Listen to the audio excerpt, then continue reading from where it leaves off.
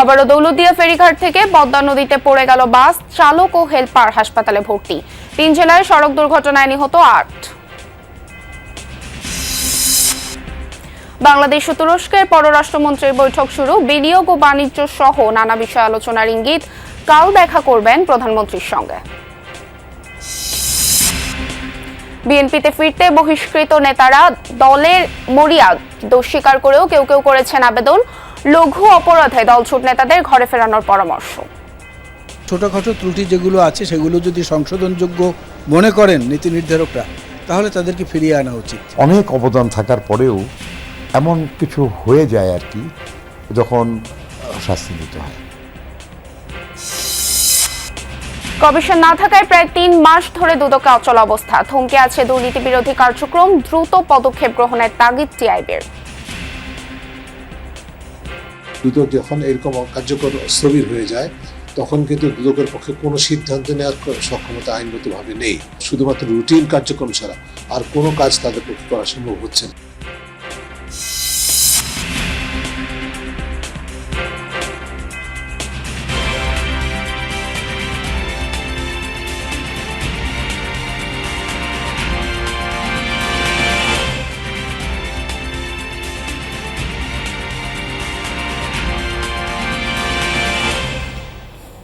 আমন্ত্রণ যমুনা নিউজ, আপনাদের সঙ্গে আছি আমি স্নিগ্ধ পুরবী। এতক্ষণ শিরোনাম দেখছিলেন, এবারে জানিয়ে দিব পুরো খবর।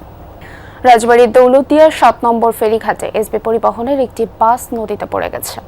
তবে যাত্রী না থাকায় হতাহত হয়নি কেউ। তবে চালক ও হেলপারকে হাসপাতালে ভর্তি করা হয়েছে। আরও জানাতে রাজবাড়ী থেকে যুক্ত হচ্ছেন সহকর্মী রুবেলুর রহমান। রুবেল, কিভাবে ঘটলো দুর্ঘটনা, বিস্তারিত জানাবেন। আর যাত্রীরা এ সময় ঠিক কোথায় ছিলেন? পূর্বে আমি এখন এই মুহূর্তে রয়েছি দৌলতদিয়া 7 নম্বর ফেরিঘাট। এই ফেরিঘাটটি ঠিক সকাল 9:30টার দিকে কিন্তু কুষ্টিয়া কুমারখালী থেকে ছেড়ে আসে এসবি পরিবহনের একটি বাস এই 7 নম্বর ফেরিঘাটের আমি দাঁড়িয়ে রয়েছি ফেরি কবরির উপর। এই কবরি ফেরি দিয়েই কিন্তু যাত্রীবাহী বাস নদীতে পড়ে যায়। এখানে যে যাত্রীবাহী বাসে ওঠার যে ডালা ছিল, সেই ডালা ভেঙে কিন্তু সেটি নদীতে পড়ে যায়। তো আমি সংশ্লিষ্ট যারা রয়েছেন তাদের সঙ্গে কথা বলেছি। তারা কিন্তু আমাদেরকে যেটি জানিয়েছেন যে বাসে ওঠার পূর্ব মুহূর্তে কিন্তু যাত্রীদের সরকারি নির্দেশনা অনুযায়ী বাস থেকে নামিয়ে দেওয়া হয়েছিল। শুধুমাত্র চালক এবং যে সহকারী ছিলেন তারাই বাসে ছিল এবং বাসটি ফেরিতে ওঠার পূর্ব মুহূর্তে কিন্তু নিয়ন্ত্রণ হারিয়ে আসলে এই ডালা ভেঙে কিন্তু নদীতে পড়ে যায়। এতে হতাহতের যে বিষয়টি, ঘাট সংশ্লিষ্ট দপ্তর যারা রয়েছেন, জেলা প্রশাসনের কর্মকর্তা রয়েছেন, তাদের দাবি কিন্তু এখন পর্যন্ত কোনো হতাহত বা নিখোঁজ নেই। চালক এবং চালকের সহকারী সামান্য আহত হয়েছেন, তাদেরকে হাসপাতালে ভর্তি করা হয়েছে। এই মুহূর্তে কিন্তু আমরা দেখেছি যে এই 7 নম্বর ফেরিঘাটে কিন্তু উৎসুক যারা জনতা রয়েছে, নৌ পুলিশ, র্যাব, পুলিশ, জেলা প্রশাসন, স্থানীয় প্রশাসন, বিআইডব্লিউটিএ, বিআইডব্লিউটিসি কর্মচারীরা কিন্তু আমরা দেখেছি এবং সাথে দেখেছি আমরা যে ফায়ার সার্ভিস এবং নৌ পুলিশের ডুবুরি টিম, কোস্ট গার্ড, বিভিন্ন সংস্থা কিন্তু এই উদ্ধার তৎপরতা। কিছুক্ষণ একটি বিষয় জেনেছে যে এখানে যে হামজা উদ্ধারকারী জাহাজ হামজা সেটি কিন্তু চলে এসেছে এবং বাসটি তোলার বিষয়ে যে পদক্ষেপ সেটি কিন্তু তারা নিশ্চিত করছেন। এবং প্রাথমিকভাবে যেটি জানা গেছে, কিন্তু এখানে পানির যে গভীরতা সেটি কিন্তু প্রায় 30 ফুট বলে আমাদের জানানো হয়েছে। সেই বাসটির সন্ধান কিন্তু চলছে এবং তারা দাবি করছেন বাসটির সন্ধানও পাওয়া গেছেন এবং বাসটিকে তারা দ্রুত টেনে তোলার ব্যবস্থা করবেন। পূর্বই আসলে গত 25শে মার্চ দৌলতদিয়া ফেরিঘাট বাস দুর্ঘটনায় কিন্তু 26 জনের প্রাণহানি হয়েছিল। তারপর থেকে যে জনসচেতনতা সেটি কিন্তু যদি বলি এখনো কিন্তু শূন্যের কোঠায় বলা চলে। প্রশাসন কিছুটা তদারকি করলেও যানবাহনের চালক এবং যাত্রীদের সচেতনতা এখনো বাড়েনি। পূর্বই ধন্যবাদ রুবেল, বিস্তারিত জানছিলাম আপনার থেকে। সড়ক দুর্ঘটনায় 3 জেলায় নিহত হয়েছেন 8 জন। এর মধ্যে সিরাজগঞ্জে 3, ব্রাহ্মণবাড়িয়ায় 3 ও গোপালগঞ্জে মারা গেছে 2 জন। পুলিশ জানায় সিরাজগঞ্জের বেলকুচির মেঘুল্লা এলাকায় সকাল 8:45টার দিকে একটি অটোভ্যান নিয়ন্ত্রণ হারিয়ে মাঝ সড়কে চলে আসে। এ সময় ঢাকা এক্সপ্রেস নামে দ্রুত গতির একটি বাস ভ্যানটিকে চাপা দেয়। এতে ঘটনাস্থলেই অটোভ্যানে থাকা 3 জন নিহত হন। আহত এক যাত্রীকে ভর্তি করা হয়েছে হাসপাতালে। এদিকে মধ্যরাতে গোপালগঞ্জের মুকসুদপুরের রাগদি এলাকায় বিআরটিসি একটি বাস নিয়ন্ত্রণ হারিয়ে ব্রিজে ধাক্কা লাগে। এ সময় হিমেল সীমান্ত পরিবহনের আরেকটি বাস বিআরটিসির বাসটিকে পেছন থেকে ধাক্কা দেয়। এতে কয়েকজন যাত্রী গুরুতর আহত হন। পরে তাদের হাসপাতালে নেওয়ার পথে মারা যান 2 জন। এছাড়াও ব্রাহ্মণবাড়িয়ার রামরাইল এলাকায় পিকআপ ও সিএনজির সংঘর্ষে 3 জন নিহত হয়েছেন। ঢাকা সফরের দ্বিতীয় দিনে পররাষ্ট্রমন্ত্রী খলিলুর রহমানের সঙ্গে দ্বিপক্ষীয় বৈঠক করছেন তুরস্কের পররাষ্ট্রমন্ত্রী হাকান ফিদান। সকাল 10:30টায় রাজধানীর হোটেল ইন্টারকন্টিনেন্টালে বৈঠক শুরু হয়। পররাষ্ট্রমন্ত্রীর বৈঠকে নির্ধারিত কোনো আলোচ্যসূচি না থাকলেও বাণিজ্য ও বিনিয়োগের পাশাপাশি প্রতিরক্ষা সহযোগিতা, নিরাপত্তা সংলাপ ও আন্তর্জাতিক ইস্যুতে সমন্বয়ের মতো প্রসঙ্গগুলো সামনে আসতে পারে। ঢাকা সফরের তৃতীয় দিনে শনিবার প্রধানমন্ত্রী তারেক রহমানের সঙ্গে সৌজন্য সাক্ষাৎ করবেন হাকান ফিদান। পাশাপাশি রাজনৈতিক নেতাদের সঙ্গেও আনুষ্ঠানিক আলোচনার কথা রয়েছে। এছাড়া রোহিঙ্গা ক্যাম্প পরিদর্শন করবেন তুরস্কের পররাষ্ট্রমন্ত্রী। 2020 সালের ডিসেম্বরের পর এটি বাংলাদেশে তুরস্কের কোনো পররাষ্ট্রমন্ত্রীর প্রথম সফর। রাজধানীর হোটেল ইন্টারকন্টিনেন্টালে পররাষ্ট্রমন্ত্রী খলিলুর রহমান ও তুরস্কের পররাষ্ট্রমন্ত্রী হাকান ফিদানের বৈঠক চলছে। সেখানে আছেন সহকর্মী আহমেদ রেজা। আলোচনায় কোন বিষয়গুলো প্রাধান্য পাচ্ছে, বিস্তারিত জানাবেন। রবি, এখন পর্যন্ত বৈঠকটি চলছে, 30 মিনিট হয়ে গিয়েছে এবং সেই বৈঠকের সময় নির্ধারিত হয়েছে, যেটি নির্ধারিত সময় ছিল 10:30। সেই সময় আসলে বৈঠকটি শুরু হয়েছে এবং তারপরে এখনো বৈঠকটি চলছে। যে বৈঠকে বাংলাদেশের পক্ষে নেতৃত্ব দিচ্ছেন পররাষ্ট্রমন্ত্রী ডক্টর খলিলুর রহমান এবং একই সাথে রয়েছেন প্রতিমন্ত্রী শামা ওবায়েদ, রয়েছেন আসাদ আলম সিয়ান, পররাষ্ট্র সচিব। তারা আসলে সেখানে বৈঠক রয়েছেন এবং হাকান ফিদান সফররত তুরস্কের পররাষ্ট্রমন্ত্রী, তিনিও আসলে তার সাথে সেই বৈঠকটি হয়েছে এবং সেখানে আলোচনায় গুরুত্ব পাবে যেটি হচ্ছে রাজনৈতিক এবং কৌশলগত সম্পর্ক বৃদ্ধি নিয়ে একটি তারা আলোচনা করবেন এবং সেখানে দ্বিপাক্ষিক সম্পর্ক উন্নয়নে আরও কিভাবে কাজ করা যায়। আপনি যেটি বলছিলেন, বিশেষ করে রোহিঙ্গা সংকট সমাধানে তুরস্ক বরাবরই সোচ্চার ছিল এবং আপনি জানেন যে তুরস্কের প্রেসিডেন্ট রিসেপ তাইয়েপ এরদোগান তিনিও বেশ কয়েকবার জোরালো বক্তব্য রেখেছেন আন্তর্জাতিক পর্যায়ে রোহিঙ্গা সংকট সমাধানের। ফলে সেইটি সমাধানে আরও কতদূর এগিয়ে নেওয়া যায় সে বিষয়ে নিশ্চয়ই আলোচনা হবে এবং সেটি নিয়ে আলোচনা চলছে। একই সাথে বিনিয়োগ বৃদ্ধি নিয়েও কিন্তু আলোচনা চলছে। দ্বিপাক্ষিক সম্পর্ক উন্নয়নে বিনিয়োগ একটি গুরুত্বপূর্ণ বিষয়, যে বিনিয়োগ বৃদ্ধিতে তুরস্কর পক্ষ থেকে বাংলাদেশে বিনিয়োগ বৃদ্ধিতে আরও কি ধরনের কাজ করা যায় সেটি নিয়েও আসলে কথা রয়েছে এবং কৌশলগত যে সম্পর্ক বৃদ্ধির ক্ষেত্রে বেশ কিছু বিষয়ে আলোচনা করা হয়েছে এবং সেটির মধ্যে হচ্ছে যে প্রতিরক্ষা সহযোগিতা, নিরাপত্তা সংলাপ এবং আন্তর্জাতিক যে সমস্ত ইস্যু রয়েছে সেই ইস্যুগুলো নিয়েও কিন্তু দ্বিপাক্ষিক সেই আলোচনায় বিভিন্ন বিষয়ে কথা চলছে ইতিমধ্যে নিশ্চয়ই এবং সেটি শেষেই এটি দু দেশের পক্ষ থেকে একটি জয়েন্ট প্রেস ব্রিফিং হবে, সেখানে বিস্তারিতভাবে জানানো হবে। পুরবি, বিএনপিতে ফিরতে মরিয়া বহিষ্কৃত নেতারা। দোষ স্বীকার করে কেউ কেউ এককভাবে করেছেন আবেদন, কেউ বা দরখাস্ত দিয়েছেন দলগতভাবে। লঘু অপরাধে দলছুট নেতাদের ঘরে ফেরানোর পরামর্শ দিচ্ছেন অভিজ্ঞ নেতারাও। তবে পারিপার্শ্বিক রাজনৈতিক বাস্তবতায় এখনই বহিষ্কৃতদের দলে ফেরানো হচ্ছে না বলে জানান বিএনপির নীতি নির্ধারকরা। স্থায়ী কমিটির সদস্য নজরুল ইসলাম খান জানান, যথাসময়ে এই বিষয়ে সিদ্ধান্ত নেবেন বিএনপির চেয়ারম্যান তারেক রহমান। নানা অনিয়ম, বিশৃঙ্খল কর্মকাণ্ডের অভিযোগে 5 আগস্ট থেকে ত্রয়োদশ সংসদ নির্বাচনের তফসিল ঘোষণার আগ অবধি প্রায় 4500 নেতাকর্মীর বিরুদ্ধে সাংগঠনিক ব্যবস্থা নেয় বিএনপি। দপ্তরের তথ্য অনুযায়ী যার মধ্যে বহিষ্কার হন প্রায় 2000-এর বেশি বিভিন্ন পদের নেতা। যদিও নির্বাচনের আগে তালিকার একটা ক্ষুদ্র অংশকে ফেরানো হয় দলে। দ্বিতীয় ধাপে শৃঙ্খল বিরোধী কর্মকাণ্ডের দায়ে বহিষ্কারের খড়গনামে প্রায় 2 শতাধিক বিভিন্ন পর্যায়ের নেতাকর্মীর উপর। সংসদ নির্বাচনে স্বতন্ত্র প্রার্থী হওয়ায় অন্তত 190 জন বিএনপি নেতা বহিষ্কৃত হন, যাদের অনেকেই কেন্দ্র তৃণমূলের গুরুত্বপূর্ণ সাংগঠনিক পদে ছিলেন। যদিও বেশিরভাগ স্বতন্ত্র প্রার্থীর ভরাডুবি হয়, জয়ী হন মাত্র 7 জন। এটা আপনার মনে করেন যে বিজয়ীদের একজন ময়মনসিংহ 1 আসনের সালমান ওমর রুবেল দলীয় সিদ্ধান্তের বাইরে গিয়ে বহিষ্কৃত হলেও এখন দলে ফিরতে চান। রুমিন ফারহানা বাদে বাকি 6 স্বতন্ত্র সংসদ সদস্য মিলে 2টি আবেদন করেন বিএনপি চেয়ারম্যানের কাছে, যার একটি নেতাকর্মীদের জন্য। আমি যেহেতু স্বতন্ত্র ইলেকশন করেছি, আমি তো অপরাধী, উনি শাস্তি দিয়েছেন, আমি এটা মাথা পেতে নিয়েছি। তা আমরা এর জন্য তো আমি আমার যে মূল ভিত্তি সেটাকে তো আমি অস্বীকার করতে পারবো না। দলে ফেরার ব্যাপারে আবেদন আমরা অনেক আগেই করেছি, মাননীয় প্রধানমন্ত্রীর হাতেও দিয়েছি। এখন আমরা অপেক্ষায় আছি উনি কবে আমাদেরকে ক্ষমা সুন্দর দৃষ্টিতে দেখবেন এবং আমাদেরকে দলে নেবেন। বহিষ্কারের আগে গত 17 বছর এসব নেতাদের অনেকের উপরই স্থানীয় বিএনপি রাজনীতি নির্ভর করত। আন্দোলন সংগ্রামে সক্রিয় কিংবা মামলা ও গ্রেফতারের মুখোমুখি হয়েছেন তারা। তাই অপরাধের মাত্রা বিবেচনা নিয়ে তাদের ঘরে ফেরানোর পরামর্শ বিএনপি চেয়ারম্যানের এই উপদেষ্টার। 1 যুগ 2 যুগ ব্যাপী যাদের ত্যাগ তিতিক্ষা, তাদের ছোটোখাটো ত্রুটি যেগুলো আছে সেগুলো যদি সংশোধনযোগ্য মনে করেন নীতি নির্ধারকরা, তাহলে তাদেরকে ফিরিয়ে আনা উচিত, তাদেরকে সুযোগ দেওয়া উচিত দল করার, ভবিষ্যতের জন্য সতর্কবার্তা দিয়ে। স্বতন্ত্র প্রার্থীদের কারণে অন্তত 6টি আসন হেরে যান জোটসঙ্গী সিনিয়র নেতারা। এছাড়া ভোট ভাগাভাগির সমীকরণে প্রায় 10টি আসনে অল্প ভোটে হেরে যান ধানের শীষের প্রার্থী। সেজন্য বহিষ্কৃতদের দলে ফেরাতে সতর্ক বিএনপির হাইকমান্ড। অনেক অবদান থাকার পরেও এমন কিছু হয়ে যায় আর কি, যখন শাস্তি দিতে হয়।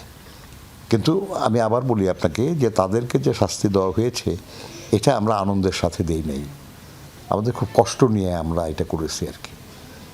তো এ ব্যাপারে পার্টি কি সিদ্ধান্ত নেবে এটা দেখার বিষয় আর কি, তবে এখনও কোনো সিদ্ধান্ত হয় নাই। বহিষ্কার প্রত্যাহার না হলেও অনেক নেতাই বিএনপির দলীয় কর্মকাণ্ডে নিয়মিত অংশ নিচ্ছেন। আবার কেউ কেউ অন্য দলে যোগ দেওয়ার প্রস্তাব পেলেও আপাতত আছেন স্থানীয় নির্বাচনের অপেক্ষায়। আরিফিন শাকিল, যমুনা নিউজ, ঢাকা। অচল অবস্থা দুদকে। প্রায় 3 মাস ধরে থমকে আছে দুর্নীতি বিরোধী কার্যক্রম। নতুন করে শুরু হচ্ছে না অনুসন্ধান, তদন্ত, আপিল কিংবা চার্জশিট প্রদান। আগের কমিশনারদের পদত্যাগের পর নতুন কমিশন গঠন না হওয়ায় তৈরি হয়েছে শূন্যতা। তাই আইনের ফাঁক গলে পার পেয়ে যাচ্ছে দুর্নীতিবাজ অনেকে। টিআইবি বলছে, দ্রুততম সময়ে কমিশন গঠন না করে দুর্নীতি সহায়ক পরিবেশ সৃষ্টি করছে সরকার। দুদক নিয়ে রাজীব আহমেদের 2 পর্বের রিপোর্টের প্রথমটি আজ। দুর্নীতির বিরুদ্ধে জবাবদিহিতা নিশ্চিতে রাষ্ট্রের প্রধান প্রতিষ্ঠান দুর্নীতি দমন কমিশন বা দুদক অভিযোগ অনুসন্ধান, তদন্ত, মামলা কিংবা অভিযোগপত্র দায়ের থেকে শুরু করে বিচারিক কার্যক্রম পরিচালনায় গুরুত্বপূর্ণ ভূমিকা পালন করে সংস্থাটি। তবে সব রাজনৈতিক সরকারের আমলেই দুদকের ভূমিকা নিয়ে প্রশ্ন উঠেছে। তাই 5 আগস্ট পরবর্তী সময়ে দাবি উঠেছে দুদক সংস্কারের। বিএনপির নির্বাচনী ইস্তিহারে কিংবা প্রধানমন্ত্রীর দুর্নীতি বিরোধী কঠোর অবস্থানে আশার সঞ্চার হয় সাধারণ মানুষের মনে। এই দেশের আইনের শাসন বলেন, এই দেশের দুর্নীতি দূর করাকে বলেন, সবকিছু আলহামদুলিল্লাহ আল্লাহর মধ্যে বিএনপির সময় হতে বিএনপি যতবার। কিন্তু প্রায় 3 মাস অনেকটাই অকার্যকর সংস্থাটি। গত মার্চে আব্দুল মোমেনের নেতৃত্বাধীন কমিশন পদত্যাগের পর এখনও গঠিত হয়নি দুদক। ফলে দুর্নীতির বিরুদ্ধে সরকারের অবস্থান নিয়ে সংশয় তৈরি হয়েছে মনে করে টিআইবি। দুদক যখন এরকম কার্যকর স্থবির হয়ে যায় তখন কিন্তু দুদকের পক্ষে কোনো সিদ্ধান্ত নেওয়ার সক্ষমতা আইনগতভাবে নেই। শুধুমাত্র রুটিন কার্যক্রম ছাড়া আর কোনো কাজ তাদের পক্ষে করা সম্ভব হচ্ছে না, যেটি একটা ভুল বার্তা দিচ্ছে জনগণের কাছে। এবং বাস্তবে দুর্নীতি সুরক্ষাকারী, দুর্নীতি সহায়ক পরিবেশ সরকার সৃষ্টি করেছে বলে আমি বলতে বাধ্য হচ্ছি।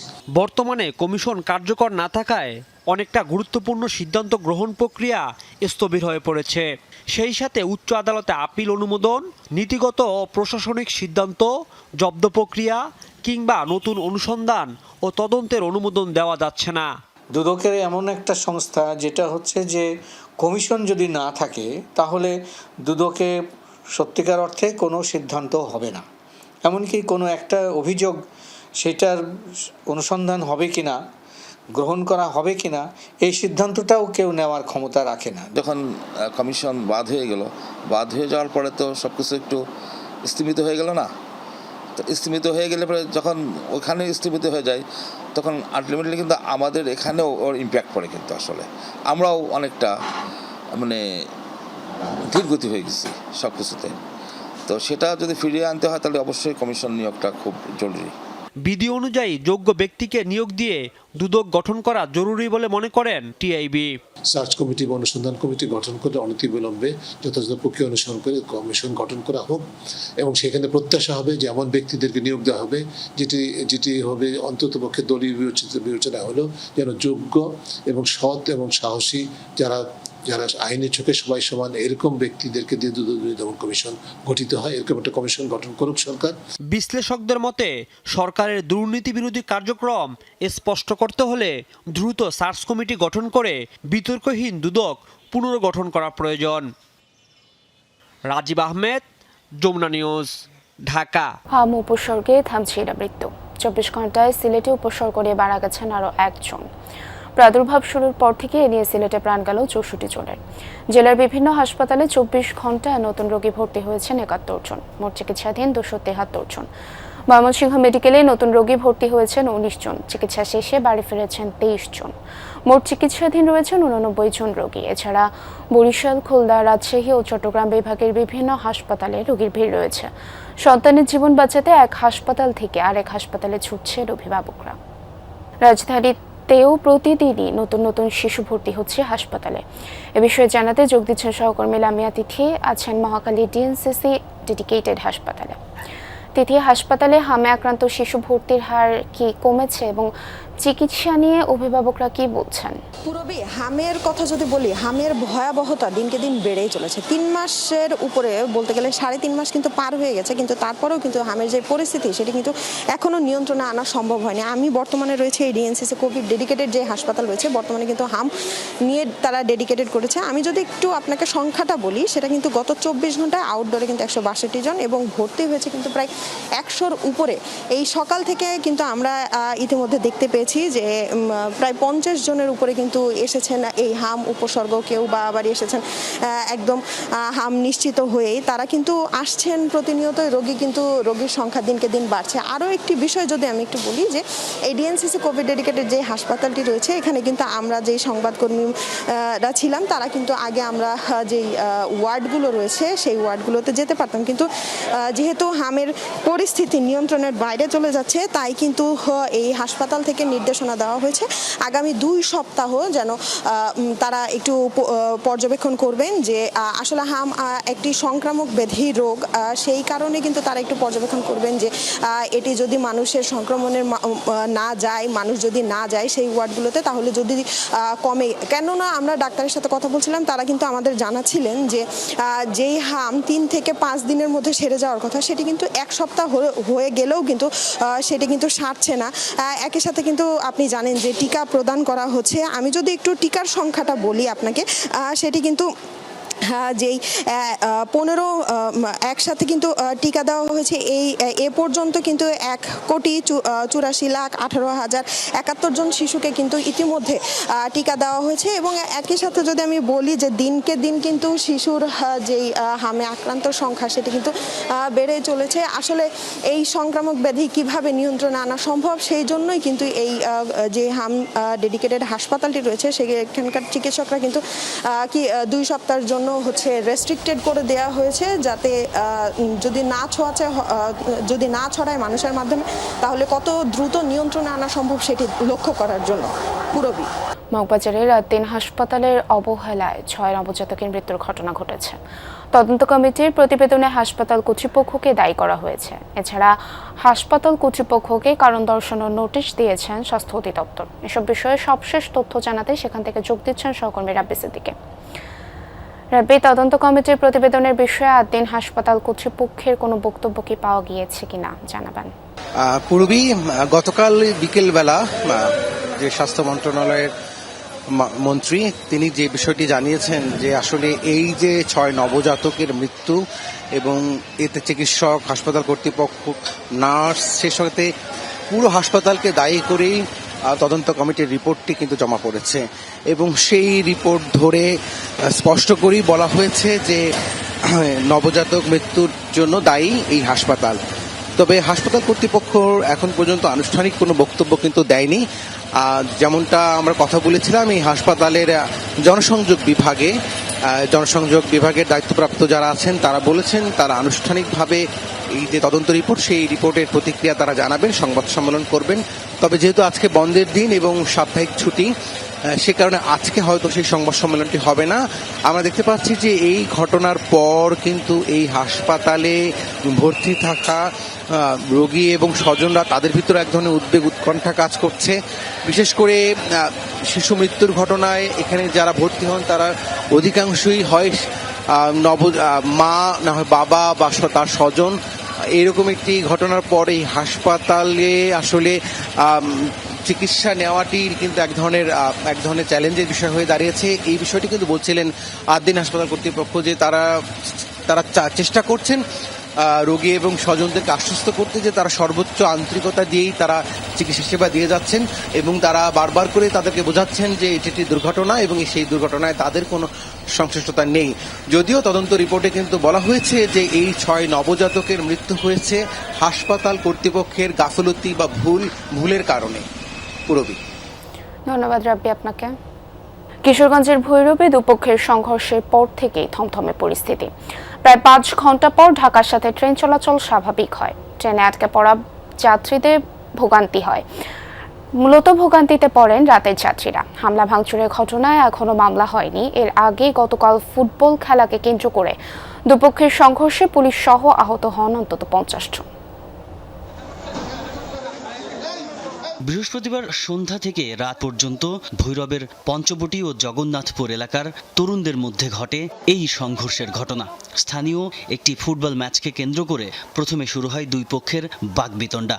এক পর্যায়ে তার সংঘর্ষের রূপ নেয়। দেশীয় অস্ত্র ও ইট পাটকেল নিয়ে পাল্টাপাল্টি হামলা চলে। পরিস্থিতি দ্রুত ভৈরব রেলওয়ে স্টেশন এলাকায় ছড়িয়ে পড়লে সেখানেও চালানো হয় ব্যাপক ভাঙচুর। পরিস্থিতি নিয়ন্ত্রণে পুলিশ গেলে হামলার শিকার হন তারাও। তবে এই ঘটনার বড় প্রভাব পড়ে ট্রেন চলাচলে। ভৈরব সেতুর এপার ওপার মিলিয়ে আটকা পড়ে মোট 5টি ট্রেন। সিলেট আর চট্টগ্রাম রুটে ট্রেন চলাচল বন্ধ থাকে 4 থেকে 5 ঘন্টা। সীমাহীন ভোগান্তিতে পড়েন শত শত যাত্রী। অনেক কষ্ট, সেই 10টার সময় আসছি আর এখন পর্যন্ত আছি এখানে। 7টা থেকে শুরু করে প্রায় 2টা পর্যন্ত মারামারি চলছে। লাস্ট পর্যায়ে সেনাবাহিনী, র্যাব বাহিনী, পুলিশ বাহিনী কিছু করতে পারে নাই। সেনাবাহিনী এদের পুশ বাড়ায় এনে তারপরে আমাদেরকে গার্ড দিয়ে তারপরে আমাদেরকে রেল করছে। এত লং টাইম একটা জায়গায় আমরা দাঁড়িয়েছিলাম, জানি না প্রশাসন কি করেছে। ছোট্টখাটো একটা ঝামেলা নিয়ে আমরা 4 ঘন্টা পুরো এতগুলো ট্রেন, এতগুলো মানুষ, আমরা ভোগান্তির মধ্যে ছিলাম। ভৈরব ব্রিজের এপার ওপারে সব কয়টা ট্রেন, হাজার হাজার যাত্রী এরা অপেক্ষা করছে, জানে না যে কখন যাব। বাচ্চা, অসুস্থ যাত্রী, বিমান যাত্রী সবাই।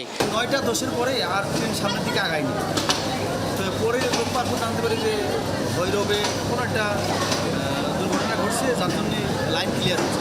ট্রেনে চড়া বেশিরভাগ যাত্রী জরুরি প্রয়োজনে আসছিলেন ঢাকায়। কারো কারো সময়সূচি নির্ধারিত ছিল বিদেশ যাত্রার। ভেস্তে যায় সব। আমার বড় ভাইয়ের ফ্লাইট মিস হয়ে গেছে, বিদেশ যাওয়ার 2টার সময় ফ্লাইট মিস হয়ে গেছে। আর আমাদের ভিতরের অবস্থা পুরো ভয়াবহ অবস্থা এই ভৈরবের এই মানুষের জন্য। অনেকে ফ্লাইট মিস হয়েছে, শুধু আমারই না, প্রায় লোকের যাত্রী মিস হয়েছে ফ্লাইট। এখন এটা কী কারণে হচ্ছে তাও আমরা জানি না। ভৈরবের সংঘর্ষ আর এত দীর্ঘ সময় ট্রেন বন্ধ থাকার প্রতিবাদ জানান আটকে পড়া যাত্রীরা। জানান তীব্র গরমে ত্রাহি অবস্থার কথা। 5 থেকে 6 ঘন্টা ব্রিজের মাঝখানে এদিকটা কোনো পানিও পাচ্ছি না, বাচ্চারা খাওয়ামু বা কোনো হকার বা কুলিকও আসতেও পারতেছে না। এত একটা অসুবিধা বলা বাহুল্য ছাড়া। অনাকাঙ্ক্ষিত ঘটনা যে ভৈরবের ওখানে যে দুই পক্ষের সংঘর্ষ, এইটা আইন শৃঙ্খলা বাহিনী যদি আরও স্ট্রং থাকতো সেই ক্ষেত্রে এটা আরও তাড়াতাড়ি নির্মূল করা যেত। আমাদের একটা নির্ধারিত সময় যা পৌঁছানোর কথা ছিল সেই সময় পৌঁছাতে পারছে না। এই যে আমাদের একটা রুটিনের ব্যাঘাত ঘটলো, এই দায়ভারগুলো কে নিবে? ভোগান্তির ভয়াবহ অভিজ্ঞতা নিয়েই রাত পার করেছেন সিলেট চট্টগ্রাম রুটের যাত্রীরা। এমন ঘটনার পুনরাবৃত্তি বন্ধে প্রশাসনকে কঠোর হওয়ার তাগিদ তাদের। তাজনুর ইসলাম, যমুনা নিউজ, ঢাকা। বিশ্ব পরিবেশ দিবস 2026 উপলক্ষে রাজধানীর গুলশানে শব্দ দূষণ রোধে শব্দ সচেতনতামূলক সমাবেশ অনুষ্ঠিত হয়েছে। সকালে গুলশান 2 গোল চত্বর এলাকায় এই আয়োজন করা হয়। পরিবেশ অধিদপ্তর আয়োজিত এই সমাবেশে অংশ নেন বিভিন্ন সরকারি বেসরকারি প্রতিষ্ঠানের প্রতিনিধি, পরিবেশকর্মী ও নাগরিক সমাজের সদস্যরা। ব্যানার, প্ল্যাকার্ড ও বিভিন্ন সচেতনতামূলক বার্তার মাধ্যমে শব্দ দূষণের নেতিবাচক প্রভাব তুলে ধরা হয়। সমাবেশে ঢাকা উত্তর সিটি কর্পোরেশনের প্রশাসক মোহাম্মদ শফিকুল ইসলাম খান বলেন, হযরত শাহজালাল আন্তর্জাতিক বিমানবন্দর নীরব এলাকা হিসেবে আজ থেকেই কার্যকর হবে। পর্যায়ক্রমে গুলশান ও বনানী নীরব এলাকার আওতাভুক্ত হবে। এছাড়া আয়োজকরা বলেন, বায়ু দূষণের মতো শব্দ দূষণও জনস্বাস্থ্যের জন্য বড় হুমকি হয়ে উঠছে। তাই পরিবেশ রক্ষায় আইন প্রয়োগের পাশাপাশি নাগরিকদের সচেতনতা এবং সচেতন অংশগ্রহণ জরুরি। আজকের পর থেকে হযরত শাহজালাল আন্তর্জাতিক বিমানবন্দর নীরব থাকবে, সেখানে কোনো শব্দ দূষণ থাকবে না, হবে না। তারপরেও যদি কেউ অমান্য করে আইন অনুযায়ী ডিআইজি সাহেব তার বিরুদ্ধে ব্যবস্থা গ্রহণ করবেন। এমনিভাবে গুলশান এলাকা আছে, বনানী আছে, আমরা এই জায়গাগুলোতে আমরা গুরুত্ব সহকারে পর্যায়ক্রমে কাজ করব।